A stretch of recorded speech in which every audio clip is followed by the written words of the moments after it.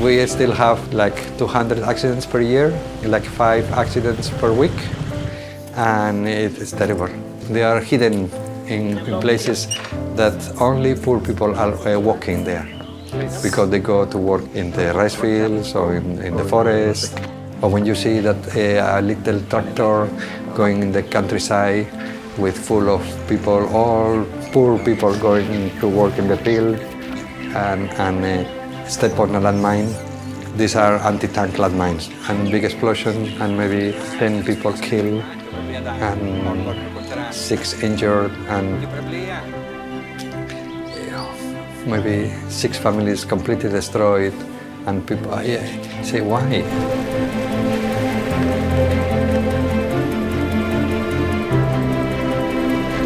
We are going to Prey Thom here in the province of Battambang, a community where we develop a village to welcome landmine survivors with their families.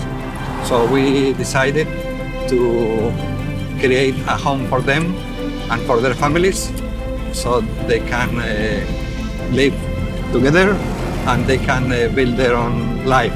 We have 16 families today, mainly the people who are disabled are former soldiers or former child soldiers who got injured during the time of the war and after the war. All this area was really full of landmines. It was land of no one. It was the land they were fighting.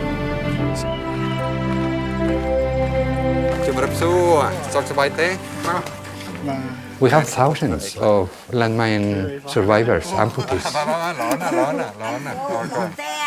They were saying that, after I had the accident, I was not feeling a human being. I wanted to kill myself. I asked my wife to abandon me. The landmine is not human.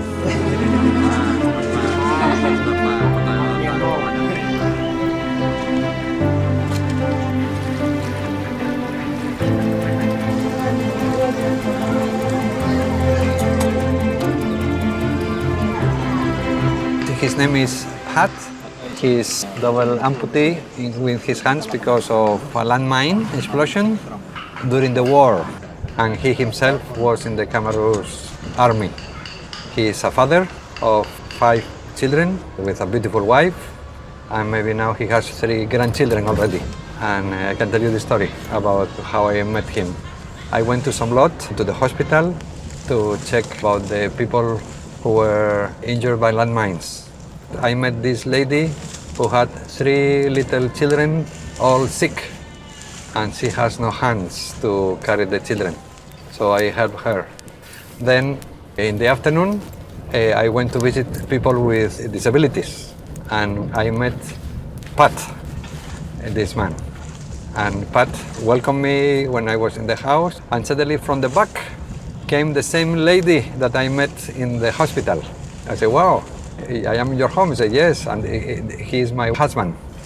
And do you have a job for him? Because now, since he has no arms, he cannot work in the fields. We have many children and we need incomes. So I got him to be our guard at the church. We will never get used to the suffering of the people. It's impossible. Touch our hearts and make us to react. And also I have to say that suffering many times comes with the sparks of hope. Maybe it's because we have our faith, we believe.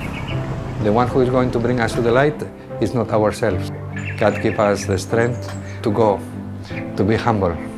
But also the other thing is to know that we are not the one who will go to resolve the problem by our strength. What we can do is to be kind, to accompany, and God will guide us. Because I think the solution of problems many times is coming just from the people who are suffering.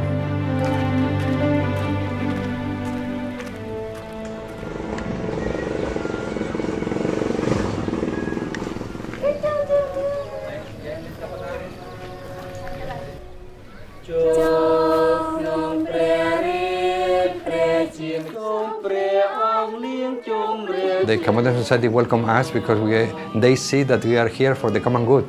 The word of God is this. and our deeds of compassion, our deeds of good for everyone. With our life is what transforms the people, and they receive the grace if maybe they want to know Christ more or not. And that grace comes if we go and we proclaim that God is love with our life.